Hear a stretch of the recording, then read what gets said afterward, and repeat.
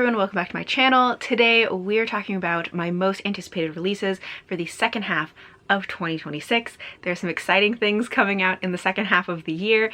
If you're interested in what were my anticipated releases for the first half of the year, I will link that video in the description. But let's get into what are the books that I am most anticipating. I have a long list on Goodreads that is just like literally anything that I was like at all interested in and I'm kind of keeping tabs on. This is a little edited down to the things that I am most interested in. I probably will not get to all of these, but these are the things that I'm definitely most excited about, and we'll just go month by month what's coming out. I don't know too much about each of these books because I kind of don't want to know too much. After I like read the description and put them on my list, I try to kind of forget too much information because I like to go in pretty fresh. So we'll be reading some descriptions or just chatting about kind of some highlights of why I'm excited about these. First up though, we have The Inn at the Foot of Mount Vengeance by Kiara Boulin. The beginning of the description, it says, "Behind every hero, there's a historian. An ambitious young scholar is sent to research the mysteries of an adventurer's inn, only to uncover a centuries-old secret in this heartwarming and poignant fantasy." So this, I think, is just a very cozy fantasy, and I have been reading a lot of fantasy about like magical inns recently, so that's why this one caught my eye. Next in July is Ladies of the Night by Fiona Marchbank, which I think you can guess why I was interested in this. It has a lady knight in it. It says, "In a land where glamorous knights compete in showy tournaments for fame and fortune, George wants to be the best. Being small and untrained means no knight will give her a coveted spot as their squire, but George won't give up on her dream so easily. Seraphina is the best knight around, no question. She's so good that she's getting bored and reckless in her jousts." Of course, there's more to it, but I don't want to know too much more. This looks like it's going to be very like fun, and there's lady knights. Next is The Eye of Leviathan by M.A. Carrick, which is the first book in a new series. So M.A. Carrick wrote Mask of Mirrors, which I have read like a third of, and I was really enjoying it, but I did not finish, and I need to come back to that series. I do really want to read that series, and honestly I probably will want to read that before reading this. I don't think that they're connected, but I feel like I should read the series that's already out before like jumping into a new one. But they have a new series starting, and one, this is a great cover. I love the cover design for this series. I actually don't particularly like the cover design for Mask of Mirrors, so I'm excited that they have like this new series from this. I think this is an author duo. I'm excited that they have some like good covers for this series, it looks like. But it says that it is a sweeping adventure set in a world where fae secretly walk amongst those who seek to persecute them. In an alternate Spanish golden age, the Council of the Sea Beyond has risen to unrivaled power, exploiting the other world's most precious resources for their own gain. Esteban seeks to uncover their secrets, but he risks the exposure of his, that he is a fairy masquerading as a mortal. So that sounds very interesting, and I am excited to see what they do with this new series. Next is Traitor's Nest by Frances Harding. So Frances Harding, I've only read one book from her, but I did really like it, and so now I'm kind of always just interested in what she's coming out with. Some of her stuff might be a little too like weird for me. She has some like very quirky, like she's a really specific type of story that she tells, and some of them are like maybe a little too weird for me, but I'm always curious about her books now because I enjoyed I believe it was called Unraveler. But This one is called Trader's Nest. So it says, castles traded places sometimes. Everyone knew that. It was always something that might happen, except that it never had. The story follows 16-year-old Burr, whose village is disrupted by a new castle and lord. What starts as a small rebellion escalates when the castle is moved and Burr learns about a mysterious ancient maiden who uses magpies to collect her debts. Sounds kind of like weird and quirky, but it also sounds kind of fun. Next is The Lord of the Wood by E.M. Anderson. This is another cozy fantasy, and it says it is like the coziness of T.J. Klune meets the creeping horror of T. Kingfisher in this magical novel about a man who enters a deadly enchanted forest expecting it to endanger his life, but not his heart. I didn't love T.J. Klune. I read House in the Cerulean Sea. It didn't really work for me, but I do enjoy cozy fantasy.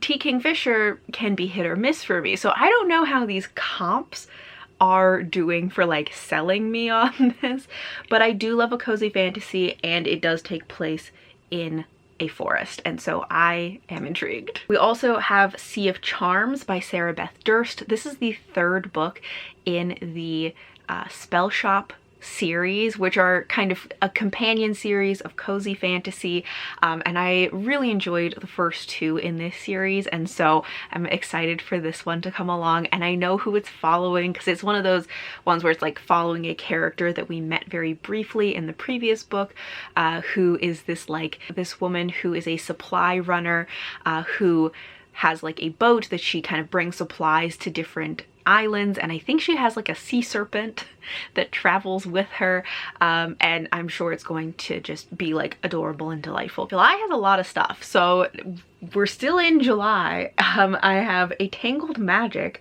by Andrea Eames, and this says that it is Rapunzel meets Six of Crows in this darkly imagined high fantasy for fans of T. Kingfisher's Nettle and Bone, The Bone Shard Daughter by Andrea Stewart, Naomi Novik's Uprooted, and Disney's Tangled. As a woman with amnesia and magical hair searches for her lost memories while navigating a web of royal intrigue, bone magic, and secret monasteries. That was a lot of comps, but they are comps that intrigue me. So I love Six of Crows, and as I said, T. Kingfisher can be hit or miss. However, it mentions Nettle and Bone specifically, which is one of my favorite T. Kingfishers. So that is very interesting, and I do love Uprooted by Naomi Novik. So it's hitting enough things that I am intrigued by this. And then I think the last thing that I have in July is Heartstopper Volume 6 by Alice Oseman. This is the last book. I believe it's going to be the conclusion of the Heartstopper series of graphic novels. I am very excited for this. I have just really enjoyed the Heartstopper series. Like, it's just so heartwarming and so sweet. So I'm really excited for this final installment. On to August. First up, we have A Trade of Blood by Robert Jackson Bennett. This is the third book in the Leviathan, Shadow of the Leviathan series. I think it's a trilogy, but I don't know. So this could be the last book, or it does seem like the kind of series that could keep going because it is kind of like a murder mystery series, kind of Sherlockian type of story. So it's the kind of thing that could just keep going as long as he keeps thinking up mysteries. I have only read the first book in the series. I have been meaning to read the second book, so maybe I will finally get to the second book when this third one comes out so I can just like go from one to the next. And this is a series that, you know, I'm not usually big on like mysteries, but I have really enjoyed this. He's created a really unique and interesting world, which is kind of Robert Jackson Bennett's like MO, is that he has such like unique, creative, just really interesting worlds and magic systems. It is just so fascinating. It's so fun. So I have enjoyed the first book in this series, and I'm hoping to continue on with it. Next is Immortal Game by Allison Saft. This is a romantic fantasy about a chess grandmaster who will go to any length to save the person she loves the most. And it says that Alison Saft has written a high-stakes sapphic love story brimming with competitive tension set against a lush Irish folklore-inspired fantasy world. So I do love a romance in a fantasy. Sometimes if it is specifically like a romantic fantasy or romantasy, it doesn't always work for me, but this has enough things that I am intrigued by it. I do love the idea of like some kind of like magical fantasy chess situation, and of course it's set in like an Irish folklore inspired world, which it always intrigues me. In August, we also have The Castle and the Cloister by Laura E. Weymouth, which is described as Priory of the Orange Tree meets Black Sun, which I think is an interesting combo. A thrilling launch of a political fantasy duology following three people, a wet nurse, a heretic queen, and a priest, as they attempt to shape the fortunes of a continent shattered by war.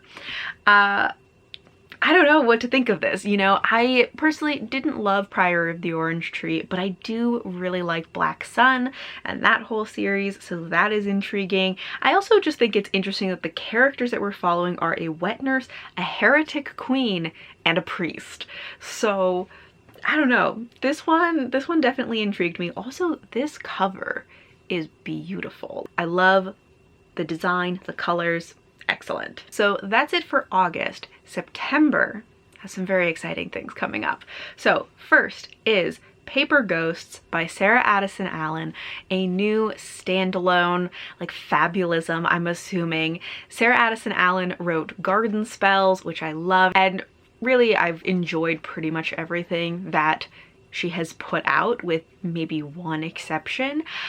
So really excited to see a new book from Sarah Addison Allen. I honestly don't know anything about what this is about, and I don't really want to or need to because I just like this author. So I guess she is an auto read author for me, because I'm like, no questions asked, I will read this. Another auto read author for me that I'm like, no questions asked, I will, like, if she writes it, I will read it, is Kay Ankrum, who has a new book coming out in September that is Adam Mine.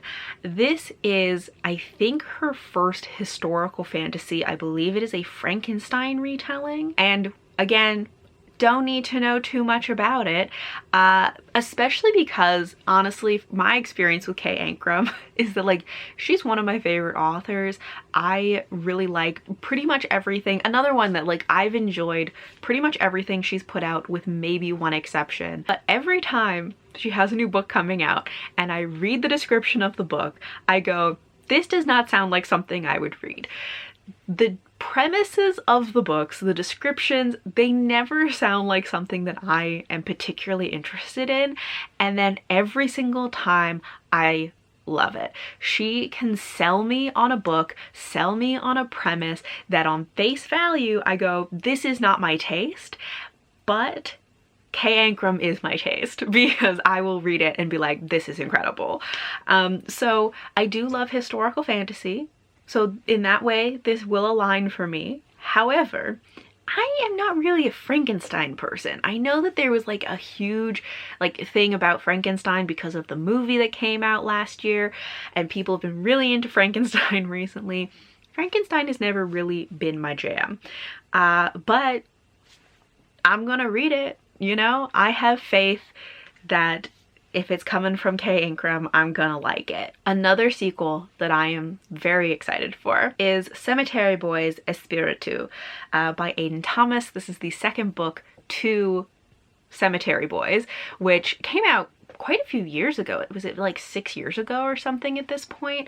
But I loved Cemetery Boys, and so I'm just really excited to get a sequel to it. Honestly, I need to read more Aidan Thomas because Cemetery Boys was so fun. I just need to like read more of their stuff. Also in September, we have Witch Daughter by Tanaz Bathina. This is a very like striking cover.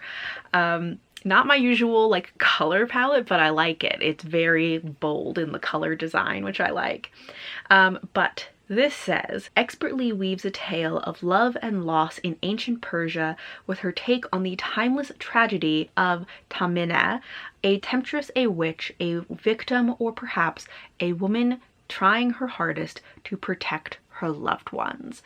Which I always love these kind of retellings that are taking like women from either myth or history and reimagining them and their perspective. So that is always something that intrigues me. Next is The Wretched Divine by Adeline Grace.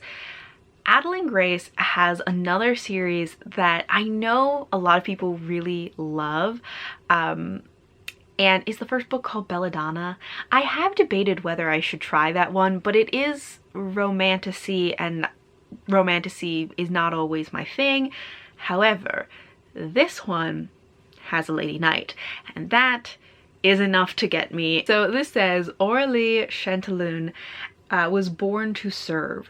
Raised as a knight in a kingdom ravaged by demons, she spent her life honing her blade, driven by the memory of the monsters who tore her family apart, and by the knowledge that she's one of the few who can stop them. If Aurélie can claim her first kill, she'll inherit a legacy passed down, a soul bond with Uriel, an angel whose power is vital to her kingdom's survival.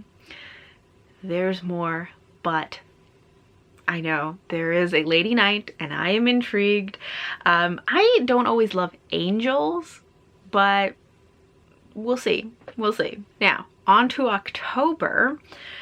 This first one, I have no idea if I will actually like this or not, but there's something about it that just sounds interesting to me, even though it's not really my usual kind of thing. So, it is Rotten Heart by Kat Dunn. It is inspired by Hamlet, the ultimate revenge tragedy. Rotten Heart is the stunning new sapphic gothic horror novel from Kat Dunn set in the 1890s. This is a story of love and grief, mothers and daughters, death and madness. And like, obviously horror, not my usual thing, but I do love a Shakespearean retelling sometimes, and there is something about this that is calling to me. I don't know, something about it speaks to me. Also in October, one of the things I'm so excited for is Slantwise Histories Collected Stories by Alex E. Harrow. So this is a short story collection that I believe includes The Six Deaths of the Saint, which is the short story that's kind of similar to The Everlasting, and I loved Six Deaths of the Saint, and I have kind of always wished I could get some kind of physical copy to have on my shelf of that story. And then of course this also has a bunch of other short stories, which there are some that I have been curious about, so I am so excited to have this coming out and be able to have like a physical copy of Six Deaths of the Saint, and then also get to read some of the other short stories that I've been like interested in from Alex E. Harrow. Next is Scorpion Deep by C.G. Drews, another author that maybe not precisely auto-buy, because there is another book from her that was her adult book that I was like, I don't know about this, but for her YA, her like YA horror, an auto read author for me.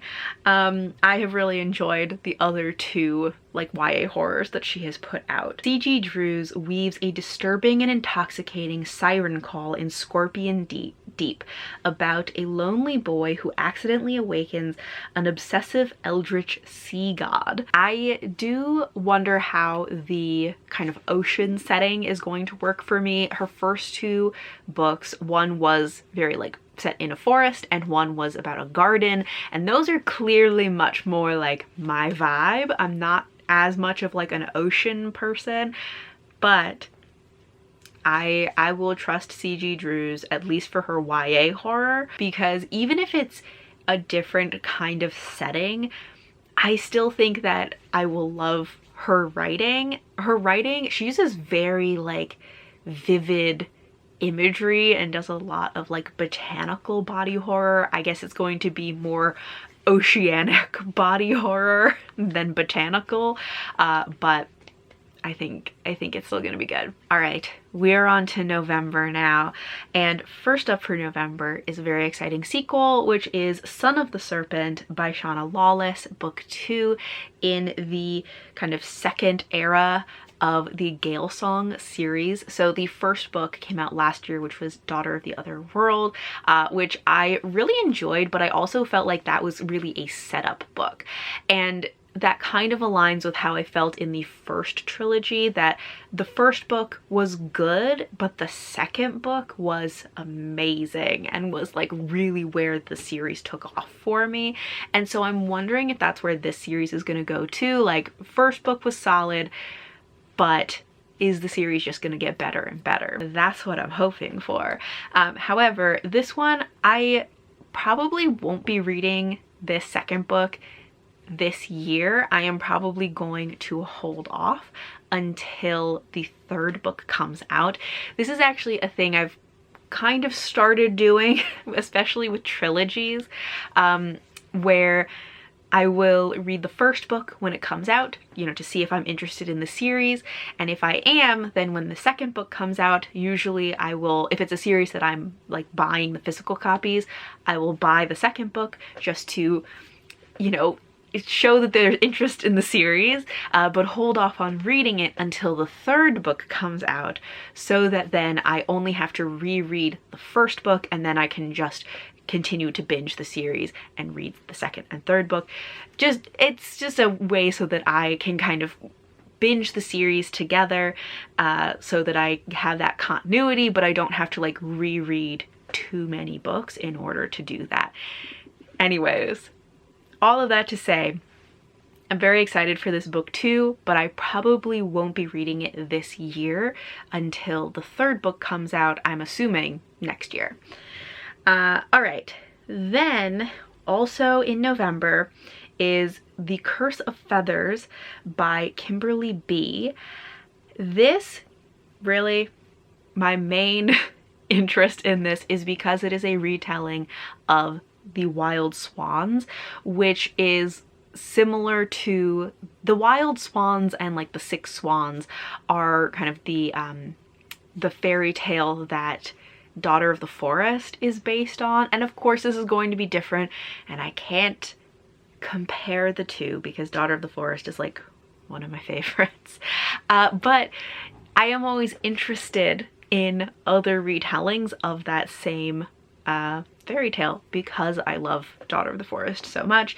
And it says that young woman's handiwork and determination is tested to the limits to save her 6 brothers cursed to become swans. And then very last is a book that I am not sure if this is coming out this year or maybe next year, because on Goodreads it says that it's coming out November 2026, but then other places it says that it's coming out in 2027, so unclear, but I'm putting it here just in case it does actually come out this year, which is The Animals We Become by Finn Longman.